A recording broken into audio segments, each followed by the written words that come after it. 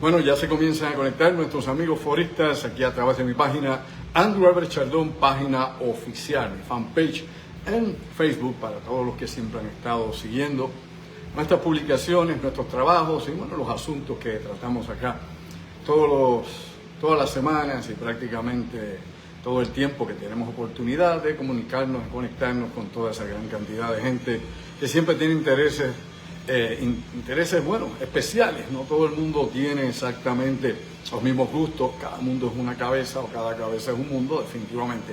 Eso tenemos que entenderlo. Bueno, gracias a todos ustedes por estar con nosotros una vez más aquí en La Última Frontera, hoy lunes 21 de octubre del año 2024. En el fondo ya tenemos el sonido del taladro, cuando no es el abanico, cuando no es la máquina.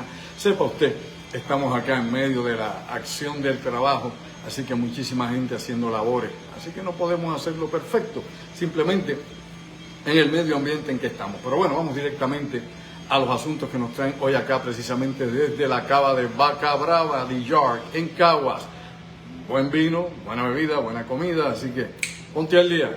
Hay que pasarla bien, no importa las circunstancias, uno tiene que adaptarse a las condiciones. Pero bueno, acá vamos nosotros con nuestro tema. Yo creo que esto es un tema bien interesante, un tema que hemos tratado por muchísimos años, relacionado a los objetos submarinos no identificados, los OSNIs.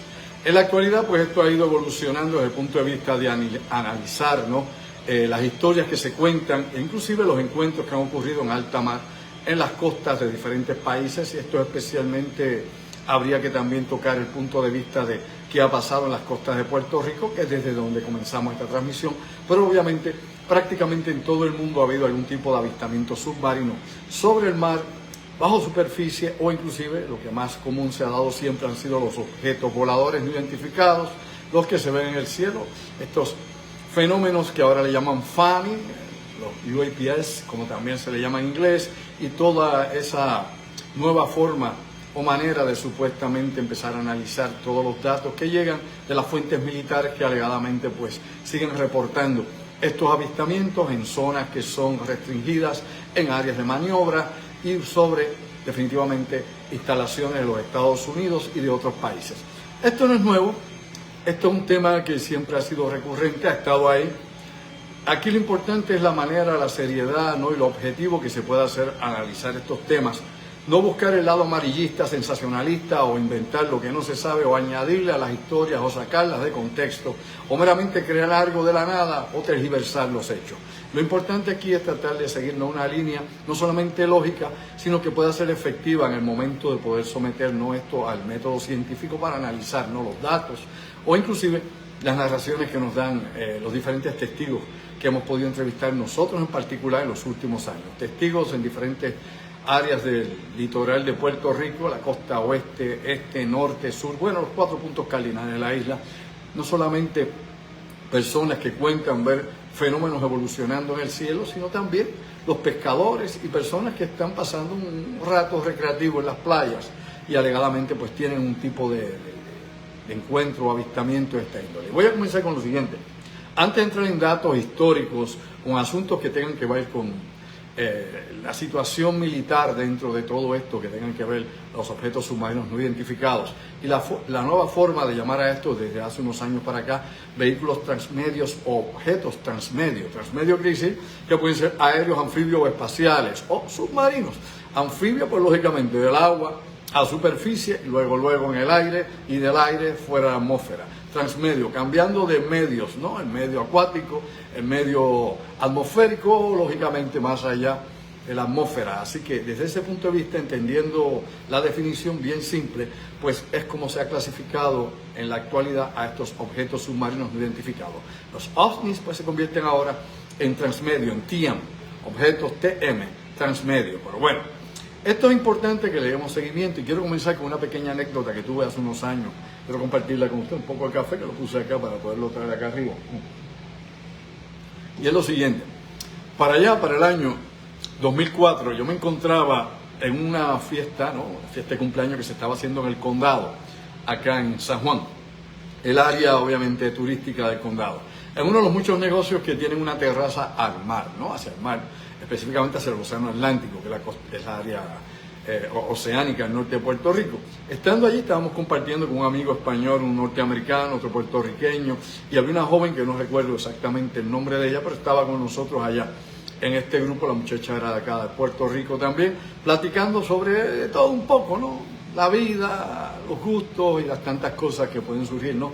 En este tipo de comunicación en una fiesta, imagínese usted. Pues bueno, la cuestión es que mientras estamos allá, nos percatamos de que algo se acerca por la costa, que venía desde la zona del Caribe Hilton y el Escambrón. Era como una luz verde neón, no muy grande, pequeña, y venía por toda la costa moviéndose bastante rápido, no vertiginosamente, pero bastante rápido, tal vez, qué sé yo, 10 nudos, si así le podemos dar la medida, como se mide en el vuelo en aire o en agua, como 10 nudos de velocidad, ¿no? Y venía acercándose. Seguimos platicando, seguía cada vez más cerca, y pues los que están allí pues comienzan a interesarse por eso que se acerca.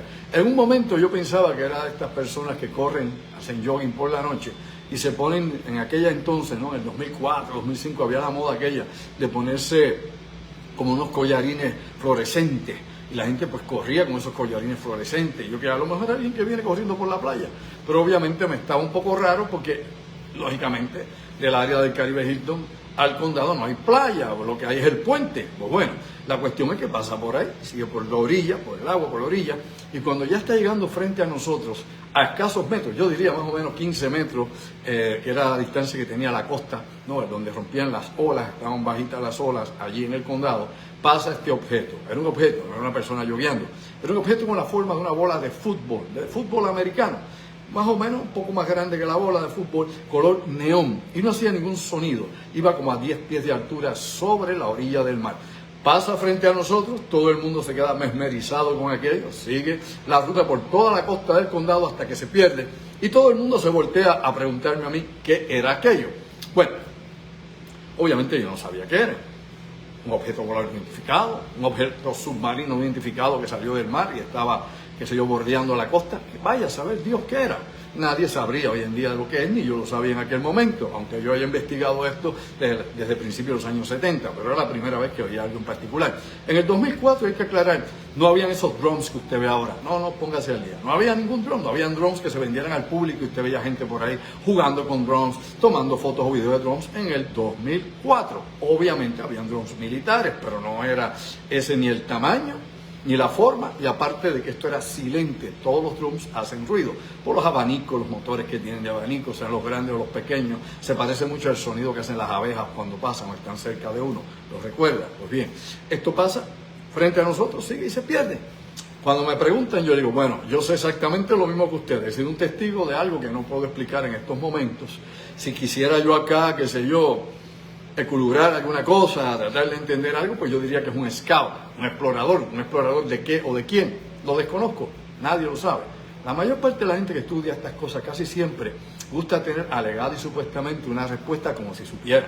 Usted puede hablar con todo tipo de investigador, escritor sobre el asunto ovni o de los transmedios, cualquiera que usted quiera, y todos quieren tener ya una respuesta. Ni siquiera una teoría, ni siquiera una hipótesis, simplemente una respuesta como si supieran realmente lo que es. Ellos asumen, suponen, tal vez, a lo mejor, pero nadie sabe categóricamente qué es. Pero bueno, usted los tiene que dejar, porque cada cual quiere tener una gran verdad, dueño de no sé qué, sin la evidencia para poder sustentar lo que alegadamente ellos creen o lo que deben creer los demás. Acá nosotros en eso somos más objetivos. Yo no sé, puedo verlo, puedo estar, como he dicho, décadas investigando, y como no he tenido el equipo necesario o el objeto en mis manos o a quienes manejan el objeto, ni he hablado ni telepática, ni por escritura, ni por señales, ni por ninguna clase, pues no me puedo poner aquí con argumentaciones fuera de lugar e inventando las cosas que no son. Pero luego, sí hay que señalar dentro de todo eso que yo pueda mencionar, de lo que pueda ser lo negativo, el sensacionalismo, o sacar las cosas de contexto o inventarse lo que no se sabe para llamar la atención o para vender lo que sea. La realidad es que sí hay un fenómeno extraño, sí hay unos eventos insólitos que ocurren y que no se pueden tapar, no se pueden esconder, están ahí, y que la misión de la ciencia, en el mejor de los casos, sería investigar realmente qué es esto, teniendo recursos o no, meramente comenzar investigaciones serias, no prejuiciadas a priori, porque simplemente hay tanto charlatán, buscón o gente que por ahí publica lo que no sabe, que pues parten de la premisa de que todo lo que se cuenta es debido a este tipo de autores que se inventan las cosas y que mantienen un mercado abierto económico a estos temas. Yendo más allá de eso, también habría que tocar también, obviamente, a los sistemas de inteligencia del mundo, a los bloques militares y todo aquel que pudiera tener interés en estos objetos submarinos o los objetos aéreos o espaciales. Hay que recordar algo, o sea, aquí hay varias formas de ver esto. Objetos voladores no identificados, que ahora son los famosos FANI, como le llaman en español ahora, estos fenómenos aéreos inexplicables hasta el momento, porque desde el tiempo... Bueno, desde tiempo inmemorable siguen siendo inexplicables, antes eran dioses, pues bueno, ahora veremos que hasta obviamente los BETS, vehículos espaciales dirigidos, y estos BETS que se clasificaron así hace más de 40 años, es lo que los astronautas alegadamente han visto, han fotografiado y que se mantiene la mayor parte del tiempo clasificado o no se abre a la discusión científica de la comunidad científica y menos se le expresa a la gente, que de cuando en vez en cuando se filtra algo a la opinión pública o se publica algo. Bueno, a veces surgen cosas reales y a veces surgen cosas que se asumen o se tratan de pasar como que son filtradas y son meramente inventadas. Hay que tener cuidado, por eso es que este es un mundillo lleno de tantos recovecos de confusión que al final de cuentas nadie sabe dónde está parado. Pero bueno, sacando la grana, como dicen, ¿no?, el grano de la paja y separando la cosa como es, obviamente tenemos entonces ahora los objetos submarinos no identificados y que ahora le llamamos transmedios. Dentro de esa clasificación de transmedios usted los tiene a todos: ovnis, BETS, OSNIs y lo que usted quiera.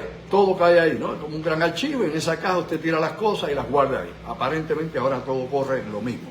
Importante señalar, y esto quiero dar un poco ahora de historia de lo que yo quiero traer sobre esta discusión. Lógicamente, cuando uno busca los archivos históricos encuentra aquí varias cosas. Una de estas cosas que uno encuentra es que hay una serie de reportes que surgen en la Segunda Guerra Mundial de submarinos alemanes, submarinos japoneses e inclusive submarinos de los Estados Unidos y navíos, tanto en el Pacífico como en el Atlántico como en el Mar del Norte. Y estos son, como he dicho yo, reportes oficiales. No es que se inventó por una revista ni un librito que vendió bestseller. Simplemente hay unos reportes donde se describen luces extrañas bajo el agua, objetos que se mueven a gran velocidad, mucho más rápido, 5 o 10 veces más rápido que los submarinos de la Segunda Guerra Mundial. Recuerda que los submarinos de la Segunda Guerra Mundial meramente bajaban hasta 250 metros de profundidad. Los submarinos actuales, bueno, los nucleares, bajaban hasta 540 metros, ¿no? Y desde ahí disparan misiles, tienen que subir un poco más, pero de 540 metros como se mueven. Otros submarinos de combate pueden bajar a 1000 metros de profundidad. O sea, ha aumentado la capacidad para estos navíos combatir y moverse en el océano, y también la propulsión nuclear y la velocidad. Pero lamentablemente todavía ninguno puede emparejarse con estos fenómenos que se dan y que han sido en algún momento registrados por las Fuerzas Armadas de los Estados Unidos. Esto es importante porque precisamente la oficina que trabaja con esto, AARO, allá en el Pentágono, surge debido a los reportes continuos de la Marina de Guerra de los Estados Unidos. Hay un reporte que es bien importante que ocurrió en el 2004 en el área oeste de Estados Unidos, en el Pacífico, donde está la isla de San Clemente, donde estaba el portaaviones Nimitz, el US Nimitz, estaba en maniobra, y este video lo ha visto medio mundo por ahí, y estaba también, ¿no?, el US Princeton. El US Princeton, otro barco de combate, como el US Nimitz, estaban como parte del grupo de combate, estaban allí haciendo maniobras. Es ahí donde se detectan muchos de estos llamados FANI o los UAPs que se han registrado en la actualidad, los antiguos ovnis y los OSNIs, que ellos dicen que en aquel momento, según los fílmicos que tienen y según la captación de radares y luego de sonar, estos objetos venían a velocidades increíbles, ¿no? Muchos de estos objetos venían bajando supuestamente, volando, entrando en la atmósfera terrestre y alegadamente venían sobre 50.000 kilómetros por hora, una velocidad increíble que ningún avión nuestro alcanza, ninguna nave creada por el ser humano penetre la atmósfera a esa velocidad, lo sabe, ni siquiera los meteoritos, ¿lo entiende? Nada de eso, o sea, venía una velocidad fantástica más allá de lo que la física y la astronomía podría explicar para un cuerpo que entra en nuestra atmósfera, un cuerpo errante, un meteorito, un asteroide, lo que fuese. Y esto obviamente venía a más velocidad porque venía con propulsión. Luego explica el reporte de la Marina y búsquelo porque esto está escrito y lo pueden encontrar obviamente clasificado bajo los estudios o los reportes que ha hecho AARO y los que se presentaron al Congreso de los Estados Unidos. Esto es bien importante. Cuando esto entra al mar, obviamente tiene por alguna razón puede lograr desacelerar, cosa que no hace ningún meteorito elemental, ni ningún cuerpo físico, y menos tecnología humana conocida hasta este momento. Si Estados Unidos tuviese esa tecnología, los chinos o los rusos, ya se hubiera acabado el juego, lo sabía, ¿verdad? Ya no habría que pelear con nadie, pues ya, si fueran los rusos, ya hubieran ganado Ucrania, o no es así, y los hubieran conquistado a Europa, lo hubieran dado para abajo a la OTAN, y estaríamos ahora nosotros acá tomando vodka en vez de romo whisky elemental. Si fueran los Estados Unidos, bueno, pues allá estarían comiendo filetes tejanos allá en Moscú, y en el Kremlin estarían bebiendo Bourbon, tan fácil como eso. Y los chinos, pues, ni pregunte el arroz chino a dónde llegue. La realidad es que ninguna de las potencias militares en estos momentos posee esa tecnología. La estudian, claro que tienen que estudiarla, tienen que estar atentos a esto, porque podría ser como diríamos nosotros, un enemigo potencial mucho más grande que cualquiera de los países que puedan retar, ¿no?, sus posiciones políticas, militares o económicas en este momento en nuestro planeta. Dicho eso, importante señalar, hombre, luego, según da el reporte de la Marina y según se mueve esto cerca del portaaviones Nimitz, dan los registros de sonar que la velocidad de estos objetos, una vez entraron dentro del océano, eran 500 nudos bajo el agua. Ningún submarino, barco o vehículo o navío fabricado por la humanidad hasta el día de hoy logra ni siquiera la mitad de eso, y mucho menos de la mitad de eso. O sea, 500 nudos bajo el mar. Y esto pues significa 900 kilómetros por hora. Hay torpedos de alta velocidad, si lo sabe, si usted busca va a enterarse que tanto los rusos como los estadounidenses tienen torpedos de alta velocidad, ¿no?, que son el equivalente a lo que serían, por ejemplo, misiles hipersónicos balísticos, pero bajo el agua, a una velocidad fantástica de cientos de nudos. Y esto sí existe, pero ninguna de estas cosas es un torpedo. Y eran mucho más grandes que un torpedo. Y luego maniobraban, aunque los torpedos actuales, para que entendamos cómo ha ido la tecnología militar, tienen la capacidad de maniobrar. Los torpedos, desde el pasado siglo, tenían la capacidad de perseguir los submarinos, no importa si se movieran para arriba, para abajo, trataran de descender más, seguían. Por eso es que existían, ¿no?, todos estos sistemas que se usan de defensa de cebo para hacer que el torpedo se desvíe. Pero aún así, la tecnología ha seguido aumentando, mejorando, y los actuales torpedos son casi inevitables, por decirlo de esta manera. Ahora bien, dicho eso, es importante también que entendamos lo siguiente dentro de todo esto que estoy hablando. Vamos directamente a esta cuestión directa de los objetos submarinos no identificados.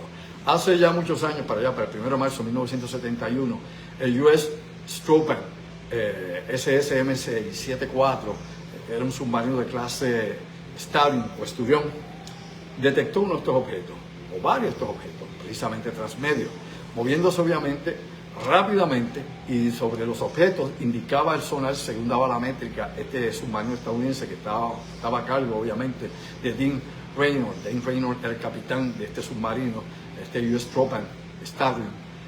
Alegadamente este objeto era el tamaño de 300 metros bajo el agua, 300 metros y una velocidad que iba 10 veces más rápido que lo que podía alcanzar ese submarino en 1971. Este es un reporte desclasificado, o sea, esto no es top secret, en la actualidad está desclasificado. Como este, hay otros reportes que también están a la vista de quienes quieran buscar un poquitito más allá. Como yo he dicho, hay que escudriñar, hay que buscar, pero también hay que ver cuál es la opinión de los expertos en la materia, es decir, de los ingenieros, los militares, los analistas, obviamente de ingeniería, y los analistas militares y todos los que estén involucrados en esa información de inteligencia en aquel momento, y el reporte que se da. Y si el reporte que dan los supuestos expertos realmente concuerda con los datos revelados, ¿no?, por los testigos de los hechos. Me explico. Si realmente lo que describen los militares, en este caso el capitán de Reynolds y su primer oficial y los que estaban a cargo en aquel momento en el submarino, SSM-674, si realmente lo que ellos están describiendo ahí va de acuerdo al análisis que posteriormente los supuestos o los designados para que hicieran el análisis técnico encaja. Se ha encontrado con el tiempo, oiga bien, que hay una cantidad de casos, tal vez un 25% de los casos que se registran de objetos submarinos no identificados, inclusive de objetos voladores no identificados, una vez se hace el análisis técnico, no concuerda con las observaciones que han hecho los testigos, y que en muchas ocasiones se trata de acomodar lo que cuenta el testigo o lo que se describió en el primer informe o reporte sobre el avistamiento o el encuentro, para que se ajuste a la teoría que implanta el equipo de análisis. ¿Entendió eso? Eso se llama encubrimiento, tan simple como eso. Pero aparte de eso que se ha dado, que es cierto, en casos particulares este tipo de cosas surgen. Hay también que señalar que en muchas otras ocasiones, pues, esto no es de esta manera, sino que se puede explicar a ciencia cierta qué fue lo que se vio. O sea, que no fue una cosa del más allá, sino fue algo que es explicable, ¿no? Hay casos de globos que son explicables, hay casos de drums en la actualidad que son explicables, hay casos de satélites que son explicables, hay casos de fenómenos naturales, sepa usted, que son explicables, así que no hay que hacer mucha paja mental. Pero hay otros que se salen de la regla, de la norma, es ahí el detalle. Y esos detalles son los que hay que coger con pinza. Esos casos son los que hay que saber entender y hay que analizarlos a profundidad sin exagerar, sin quererlo adaptar a la idea que uno tenga o el investigador que a priori viene ya con la cabeza hecha y quiere que todo se acomode a lo que él quiere vender o a lo que él quiere publicar o a lo que le llama la fama o lo que le venga en la gana. Las cosas hay que ser honestos con la verdad, le guste al que no. Ahí es donde viene la gran diferencia de los que pues se dedican a propagar cosas y que luego cuando viene la investigación seria no puede soportar, ¿no?, el análisis o enfrentar, ¿no?, la crítica específica. Dicho eso, vamos un poquitito a toda esta cuestión. Aquí en Puerto Rico, yo recuerdo que estábamos haciendo una investigación en los años 70 y 80, específicamente el llamado Triángulo de Bermudas, como le llamó Charles Berlitz, y esto lo hemos hablado anteriormente, ¿no?, esta zona que parte de Puerto Rico hasta las Bermudas, hasta las Bimini o la Florida, y obviamente una zona que según la ciencia no tiene nada más espectacular, sino fenómenos atmosféricos espontáneos que se forman allí, que tampoco hay grandes variaciones electromagnéticas ni nada de esto, que es una exageración que se hizo. Eso dice la ciencia. La realidad es que es una zona bien inestable, vamos a hablar cómo es, pero que no es tan terrible como tanta gente dice, porque yo he volado decenas de veces por arriba del Triángulo de Bermuda y probablemente usted también. Cada vez que usted viaja a Miami, oye, a Orlando, a Nueva York, New Jersey, usted está pasando por el Triángulo de Bermudas, elemental, nada más con el testigo. Y no se perdió, no se desintegró. Todos los días, dígame si es o no es así, todos los días pasan ¿qué? Miles de aviones, cientos de barcos, todo tipo de embarcaciones por allí, de todas partes del mundo. ¿Es o no es así? Obvio. Pues bien, vamos a dejar, ya usted sabe qué, el googleo de las cosas.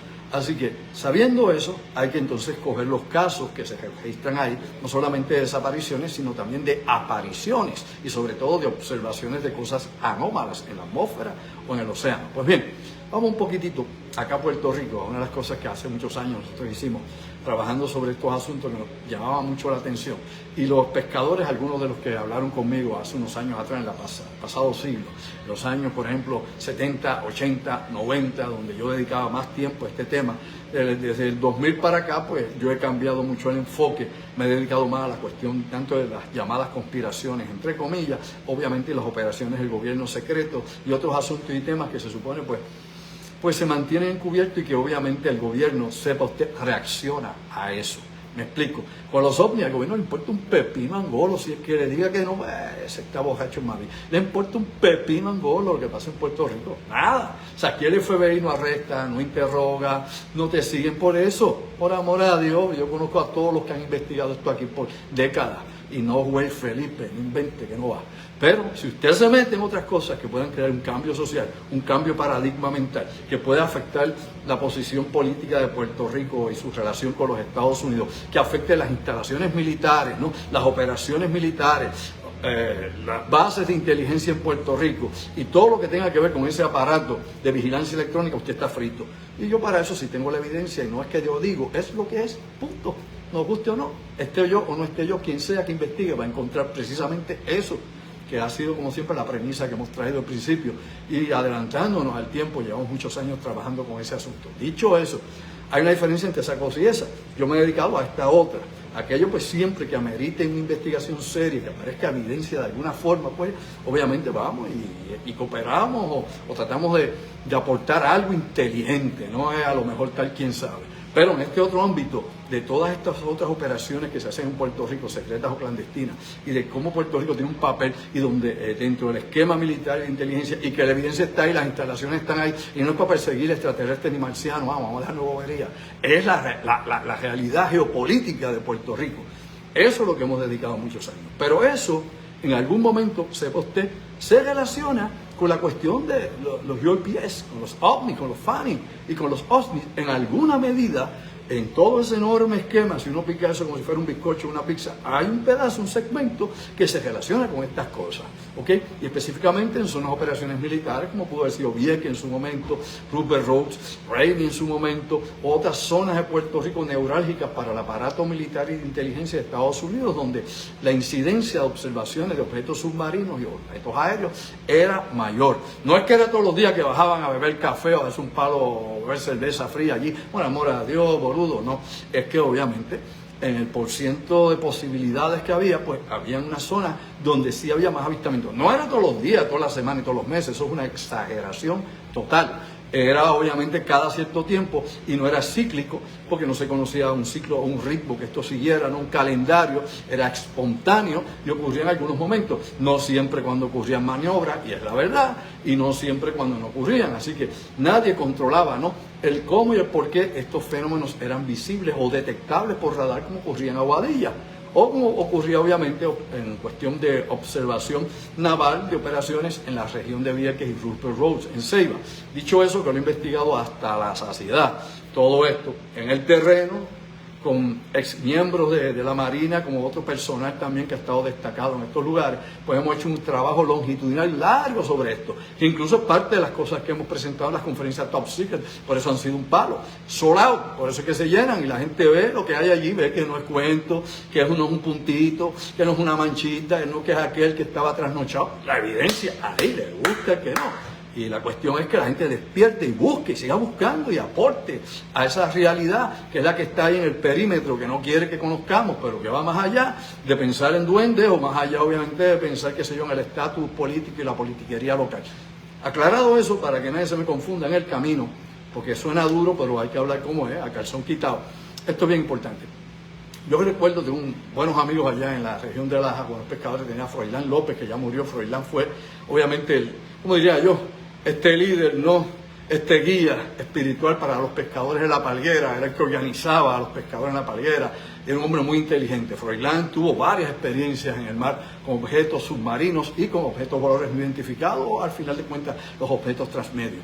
Yo desde los 70 tuve una buena relación con Froilán López, con Iván, su hermano, que era el buzo explorador o buzo guía de Magueyes, de la Escuela de Biología de Ciencias Marinas, ¿no?, del Colegio de Mayagüez, la Escuela de Biología y Ciencias Marinas, allí en Magueyes. Él era el jefe de buzo y ambos eran muy amigos nuestros. Estuvimos en muchas ocasiones en alta mar, tuvimos una serie de experiencias interesantes y esto nos llevó obviamente a compartir información y anécdotas que no son explicables hasta el momento. Las cosas que tanto uno como el otro vieron, unas bajo el agua, luces bajo los botes, objetos entrando al agua, objetos saliendo del agua de día y de noche, todas esas cosas, y nosotros personalmente, junto con ellos en diferentes ocasiones, viendo también el desplazamiento de extrañas luces hacia el mar, o inclusive columnas de luz que bajaban en las montañas en ese litoral, y que no era como una luz, como un foco, era meramente como una columna, era como si fuera luz sólida, y como desaparecía en la nada, en el cielo. Ese tipo de cosas yo personalmente las vi con ellos. Por ende, yo no cuestiono que eso exista o no exista. Existe, el problema es definir qué es realmente, ¿no? Explicarlo, estudiarlo hasta donde la ciencia pueda, dentro del método científico, y hasta donde las evidencias puedan ser recopiladas y analizadas. No meramente por anécdota, pues entonces invento una novela, me dan el dato y después yo empiezo acá a especular lo que no sé y lo que aparece. Eso no se hace así. Así no se aporta absolutamente nada verídico ni inteligente. Esto hay que profundizar más y hay que tratar de hacer un estudio multidisciplinario, ¿entendido? Multidisciplinario. Yo siempre he hecho trabajos multidisciplinarios con expertos en diferentes campos de la materia científica y obviamente psiquiátrica y psicológica. No es que, el que solo sabe todo el gurú, pues claro que no, yo solo sé que no sé nada y es la verdad. Yo siempre he tenido el apoyo de un equipo y así analizamos desde diferentes puntos de vista las cosas, basado o no en los hechos y en la información, y sobre todo si hay algún tipo de evidencia que se pueda recuperar, ¿no?, que se pueda tener para trabajar. Los casos de Froilán son famosos. En muchas ocasiones lo dijo a viva voce, lo contaba, era un individuo serio, un hombre recto, todo el mundo lo conoce en aquel litoral. Todavía usted puede ir por allí, aunque ya falleció hace unos años, y preguntar por Froilán, y obviamente las historias son muchísimas, al igual que su hermano Iván, al igual que Tom. Tom Rosado, que es otro de los viejos buzos y pescadores de aquella región. Wow, ya Tom debe estar cerca de los 90 y pico años para 100. Y Tom pues también fue otro de los guías que estuvo con nosotros, los guías submarinistas y los guías en bote que estuvo conmigo trabajando muchos años allá. Inclusive Tom me regaló un meteoro que cayó en aquella zona, que yo todavía lo guardo de este tamaño. En estos días voy a traerlo acá y lo voy a enseñar para que ustedes lo vean. Entre muchas cosas interesantes que compartimos con Tom Rosado y también con Splendid, su hijo, que también ha estado conmigo en muchas otras expediciones que hemos hecho. Hemos hecho todo tipo de expediciones allí, inclusive con las aparentes ruinas que hay de una civilización precolombina que no es Igneri, ni Sarahuaco, ni Saladoide, ni Taíno, nada de esto, que hay en aquella región costera, y con ellos hemos estado allí en varias ocasiones y ellos me han facilitado las embarcaciones para la investigación. Hay muchas cosas extrañas de las que se supone usted no deba saber y que el sistema obviamente no da paso porque rompe el esquema teórico y el paradigma que nos quieren empujar por ojo, nariz y boca de supuestamente el mundo controlado, el mundo conocido, el mundo bajo el entendimiento y la conciencia humana, y hay que entender que esto está más allá de nuestra comprensión. Dicho eso, pues bueno, estos son algunos de los casos, alguna gente que ha estado con nosotros. Yo recuerdo, por ejemplo, cuando dije en los 70 y 80 estábamos haciendo una investigación del Triángulo de Bermudas, que lo mencioné ahorita, tuvimos la oportunidad de entrevistar a un teniente del Coast Guard y del Marine Branch. Este teniente de la Guardia Costera se llama John Robertson. Estuvo destacado en Puerto Rico 3 años. Búsquelo, eso está en los registros para que usted vea que aquí nosotros inventamos gente, aquí la gente está ahí. Pues John Robertson estuvo hablando con nosotros gracias a una amiga nuestra. Él era amigo de una amiga de nosotros y ahí pues tuvimos la oportunidad de compartir una vez en el Viejo San Juan. Era la estación donde él estaba designado, él estaba allá en la estación que está ahí en el Muelle de San Juan. Y ahí hablamos muchísimo, hicimos una buena amistad y durante 2 o 3 años estuvo acá, platicamos muchas veces de casos que se registraban, ¿no?, bajo la mesa, porque esto no es para publicarlo. Usted tiene que respetar la fuente de origen de información y recuerde, yo no soy periodista, a mí no me cubre la ley, así que hay cosas que usted no puede por ahí publicar o decir porque obviamente daña las investigaciones o afecta a la persona que le suple a usted la información.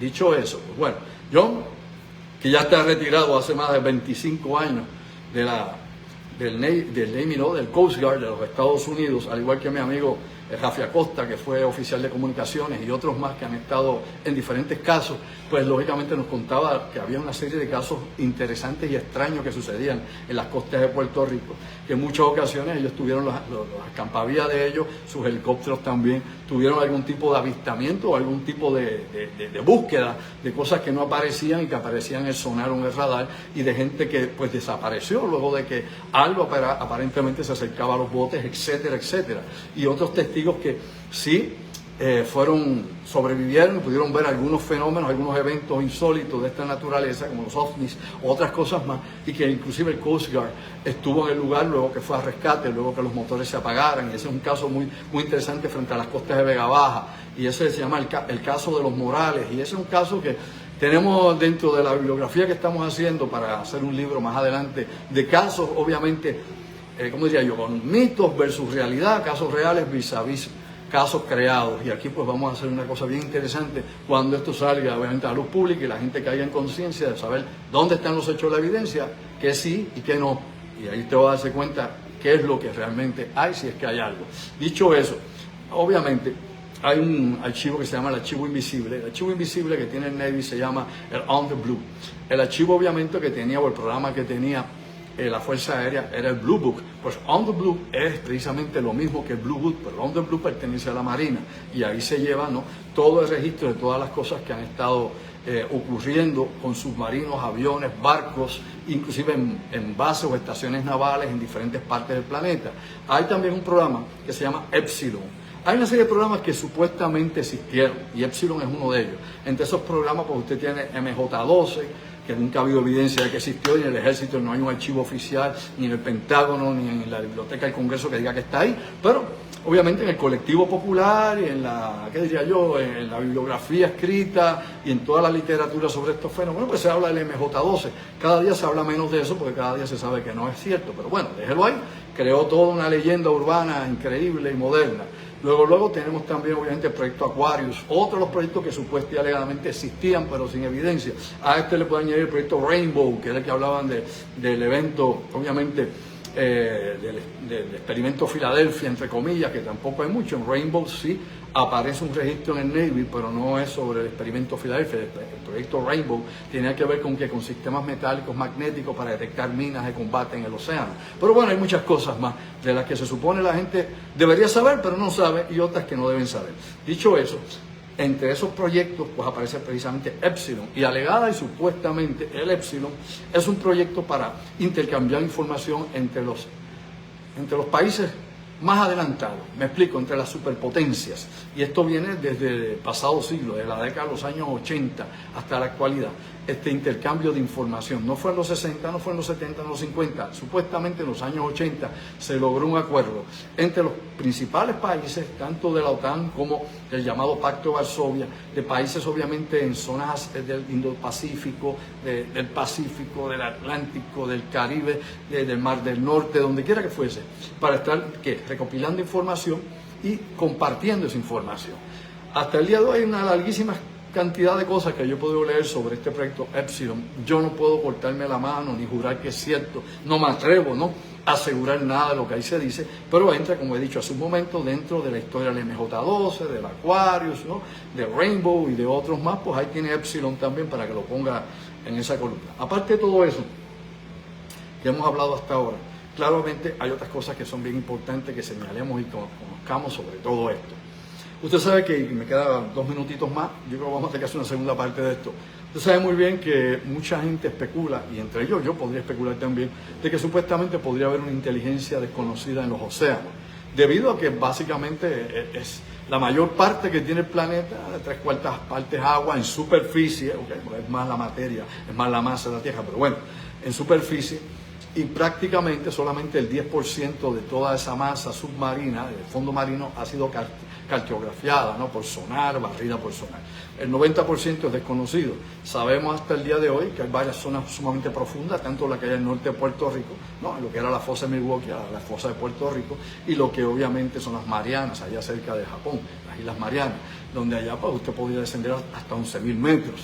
Hay quien dice que lo que hay viven por ahí en esos lugares abismales. Tiene que recordarle que usted, las presiones atmosféricas son descomunales, por lo menos la tecnología humana no podría construir nada allá abajo, sería obviamente borrado. Hemos usado batiscafos para bajar a esas profundidades por poco tiempo, James Cameron, por ejemplo, bajó allá a las Marianas y se supone que iba a bajar acá al norte de Puerto Rico, allá en la fosa, pero no llegó a bajar al norte de Puerto Rico. Desconozco por qué, tendré que buscar esa información. Si alguien la tiene, que la escriba, pero James Cameron solo, con un submarino con una aleación especial, específicamente de cuarzo y qué sé yo qué más, una tecnología bien adelantada, él logró bajar solo hasta el fondo de las Marianas, luego de varias horas y horas de descenso hasta 11.000 metros allá abajo. Recuerde usted que allá abajo, oiga bien, la presión que hay del océano es de 8 toneladas por pulgada cuadrada. ¿Entendió? Mastica con las neuronas.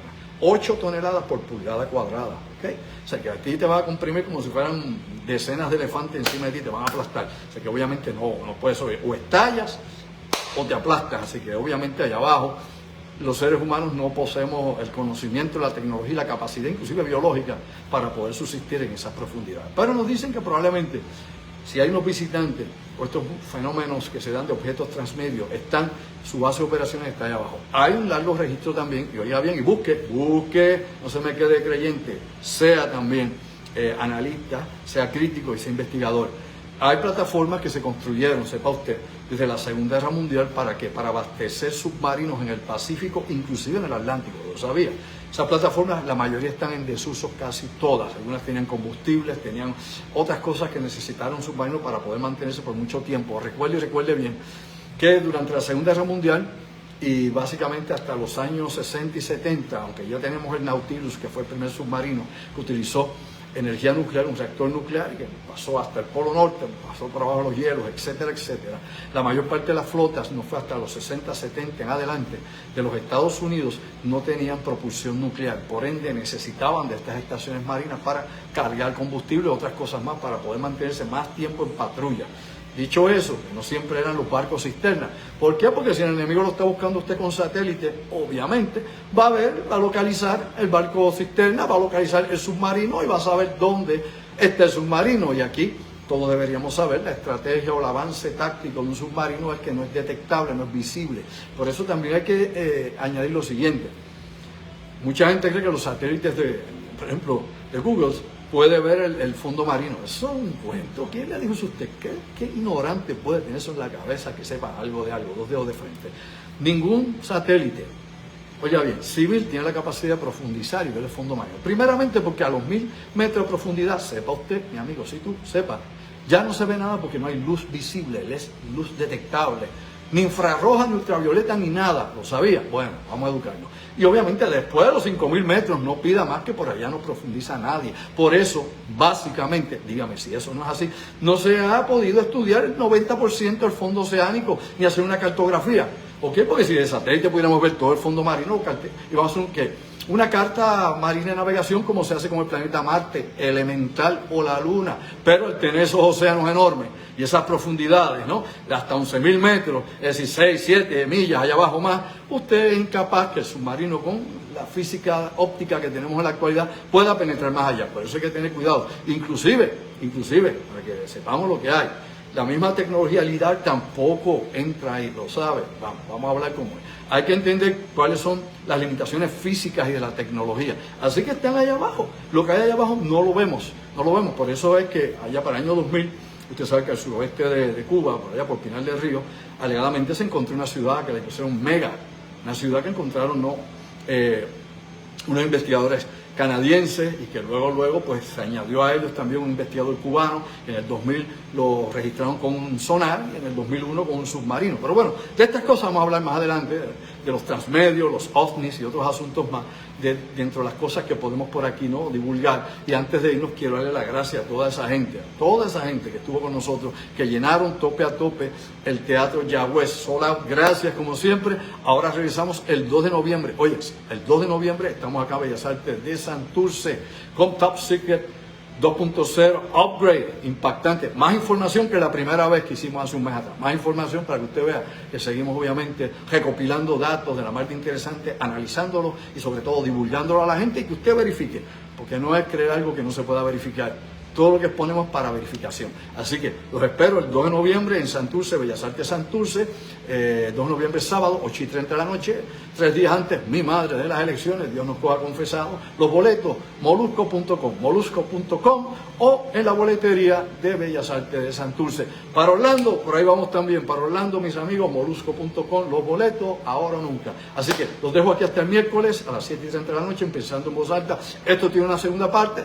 Si no la próxima semana, la otra, pero esto le vamos a dar más carne, más información y para que seamos lo más analistas y lógicos posible. Análisis crítico es importante y verificación de datos sobre todo. Así que te lo digo una vez más. Sayonara, ojo visor, o vive en tierra. Se me cuidan que las cosas no están tan buenas como algunos dicen. Cuidado.